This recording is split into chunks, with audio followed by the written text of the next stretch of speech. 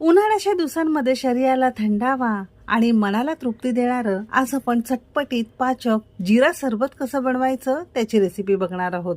चटपटीत पाचक जिरा सरबताचं असं एक कोरडं प्रेमिक्स बघितलेलं आहे। फ्रीज शिवाय अगदी 2-3 महिने व्यवस्थित राहतं। जेव्हाही तुम्हाला चटपटीत आणि पाचक जिरा सरबत पिण्याची जर इच्छा होईल, फक्त सोड्यामध्ये किंवा पाण्यामध्ये ही पावडर घातली की अगदी मिनिटभरात 100 पेक्षा जास्त ग्लास सरबत तुम्हाला घरामध्ये तयार करता येतील। जिराच्या सरबताचं प्रीमिक्स हे कोरडं असल्यामुळे तुम्ही जर पिकनिकला जाताय, प्रवासाला जाताय तर असं हे तुम्ही एखाद्या डब्यामध्ये किंवा पिशवीमध्ये कॅरी करून बॅगेमध्ये नेऊ शकता। म्हणजे अगदी आयत्या वेळेस तुम्हाला पटकन पाण्या किंवा सोड्यामध्ये ही पावडर घातली की अगदी मिनिटभरात सरबत तयार करता येईल। रेसिपी नेहमीप्रमाणे भरपूर टिप्ससह तुमच्यासोबत मी शेअर केलेली आहे, म्हणून ती अगदी शेवटपर्यंत नक्की पहा। सगळ्यांना एक निवेदन आहे, तुम्हाला जर माझ्या रेसिपीज बघायला आवडत असतील तर कुकिंग तिकीट मराठी चॅनलला सबस्क्राइब करा आणि बाजूची बेल घंटा नक्की क्लिक करा।